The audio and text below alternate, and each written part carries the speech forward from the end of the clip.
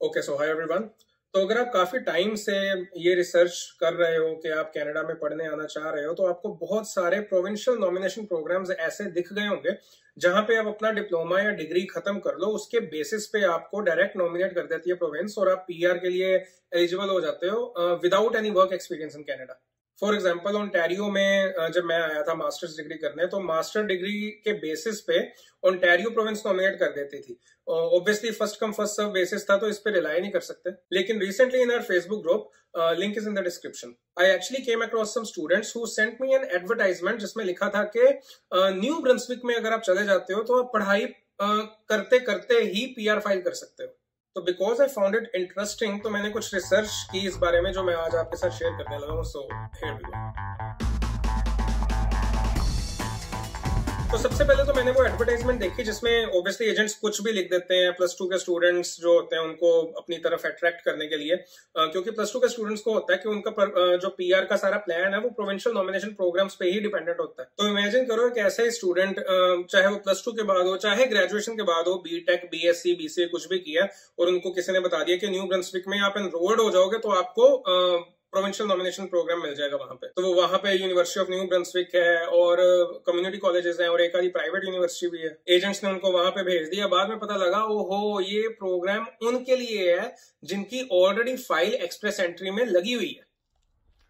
और इसके अलावा जिनकी फाइल्स एक्सप्रेस एंट्री में नहीं है उनके लिए एक अलग स्ट्रीम है, new Brunswick skilled worker stream. पर उसके लिए पहले आपको स्टडीज कंप्लीट करनी पड़ेगी, फिर आप इसकी एलिजिबिलिटी रिक्वायरमेंट्स देख सकते हो। ऑन द अदर हैंड, क्योंकि आज हम सिर्फ अप्लाई फॉर योर पीएनपी या पीआर वाइल स्टडिंग की बात कर रहे हैं, तो आज हम एक्सप्रेस एंट्री स्ट्रीम की ही बात करेंगे। So let's continue. तो कहने का मतलब, अगर आप ऐसी प्लानिंग कर रहे हो कि आपको कनाडा में कोई जॉब एक्सपीरियंस नहीं गेन करना पड़ेगा, कोई जॉब नहीं ढूंढनी पड़ेगी, सिर्फ आपको एडमिशन लेनी है, 2-3 महीने वहां पे एक सेमेस्टर निकालना और पीआर अप्लाई कर देनी है, पीएनपी अप्लाई कर देनी है, ये वाली प्लानिंग करने से पहले एक बार रिक्वायरमेंट्स पढ़ लेते हैं ताकि पता लगे कि वो कौन से कैंडिडेट्स हैं जिनके लिए ये प्रोग्राम एक्चुअली बेनिफिशियल है। प्लस टू वालों के लिए नहीं है, ये मैं आपको पहले बोल देता हूँ कि जिन्होंने 3 साल की या 4 साल की कोई डिग्री भी की है, वो सीधा पढ़ने आना चाह रहे हैं, वो भी एलिजिबल नहीं है। तो फिर किन किन को ये ऑप्शन कंसिडर करनी चाहिए, लेट्स फाइंड आउट। तो बात करते हैं new Brunswick Express entry stream की। अब इसमें जो ये है working for a new Brunswick employer, ये किन लोगों के लिए ऑप्शन है मैं आपको वो बताता हूँ पहले, कि जो लोग ओंटारियो में सपोज ग्रेजुएट्स हैं या कहीं बाहर हैं। अब मैं इंडिया में से डायरेक्ट जो पीआर लेना चाहते हैं और वो न्यू ब्रंसविक में जॉब ढूंढ रहे हैं कि उनको लग रहा है कि यहाँ से जॉब मिलेगी तो पीआर मिल जाएगी, वो एक बड़ा लॉन्ग शॉट है। लेकिन कुछ इंटरनेशनल ग्रेड्स, इंटरनेशनल स्टूडेंट्स हैं जिन्होंने ओंटारियो या ब्रिटिश कोलंबिया जैसी प्रोविंस से, ओंटारियो लेके चलता हूँ क्योंकि ईस्ट के पास है, ये यहाँ से अपनी स्टडीज पूरी कर ली है, आपने चलो लगा भी लिया फाइल, लेकिन अगर आपके पॉइंट्स पूरे नहीं हो रहे, अगर आप ड्रॉ की वेट ही कर रहे हो कि हाँ आपके कुछ जितनी कट ऑफ जा रही है उससे 5, 7, 10 पॉइंट कम है और आपको चांसेस नहीं लग रहे एक्सप्रेस एंट्री में, तो फिर इस सिचुएशन में अगर आप न्यू ब्रंसविक जाके मूव होते हो, अगर आप सिर्फ जॉब ढूंढ लेते हो तो उसके बेस पे आपके पास एक लेटर ऑफ एम्प्लॉयमेंट होगा, आपके पास वर्क परमिट भी होगा, क्योंकि ऑब्वियसली आप पीजीडब्ल्यूपी पे होगे उस टाइम ओंटारियो से पढ़ाई पूरी करने के बाद। और जैसा कि हर जगह होता है, आपको नोक ओ ए या बी की कोई जॉब चाहिए। आईएलटीएस में आपको 8777 नहीं चाहिए, क्योंकि अगर आपके स्कोर वहां पे एक्सप्रेस एंट्री में उतने नहीं बन रहे, 8777 आपका नहीं आया, तो न्यू ब्रंसविक आपको CLB 7 के साथ भी ऑप्शन देता है। CLB 7 का मतलब है कि आपके आईएलटीएस में हर मॉड्यूल में 6 ईच है, तो आपको कैनेडियन लैंग्वेज बेंचमार्क के हिसाब से 7 लेवल मिल जाएगा, जिसके साथ आप न्यू ब्रंसविक की एक्सप्रेस एंट्री के लिए एलिजिबल हो जाओगे। और उसके साथ ही बाय चांस आप डायरेक्ट वर्क परमिट लेके आए हो इंडिया से, जो कि चांसेस बहुत कम है, तो आपको एजुकेशनल क्रेडेंशियल असेसमेंट करानी पड़ेगी। कनाडा के ही किसी इंस्टीट्यूट से आपने डिप्लोमा या अपनी स्टडीज पूरी की है तो आपको इसकी शायद जरूरत ना पड़े। और फिर जो एक दूसरी ऑप्शन है जिसके बारे में एजेंट्स इतना एडवर्टाइज कर रहे हैं और न्यू ब्रंसविक बच्चों को भेज रहे हैं, जो कि ऐसा करना नहीं चाहिए, वो ये है कि अगर आपकी एक्सप्रेस एंट्री में फाइल ऑलरेडी है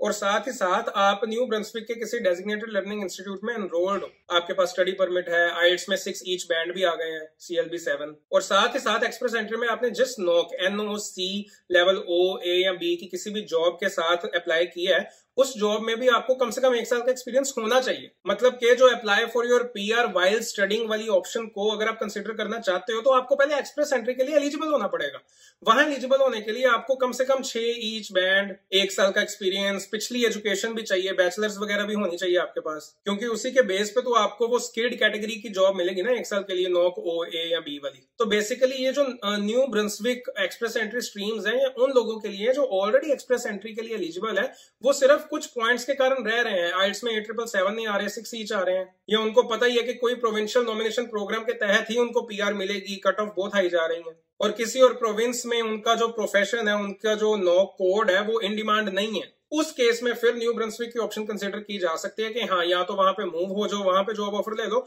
या तो इंडिया में ही हो तो वहां पे पढ़ने चले जाओ, ताकि आप कम से कम इन Express Entry streams, New Brunswick Express Entry streams के लिए एलिजिबल हो पाओ। उसका मतलब ये नहीं है कि गारंटेड ही हो जाएगा, वो तो ऑब्वियसली नॉमिनेट करेगी प्रोविंस, तो आगे जाके प्रोसेस में आप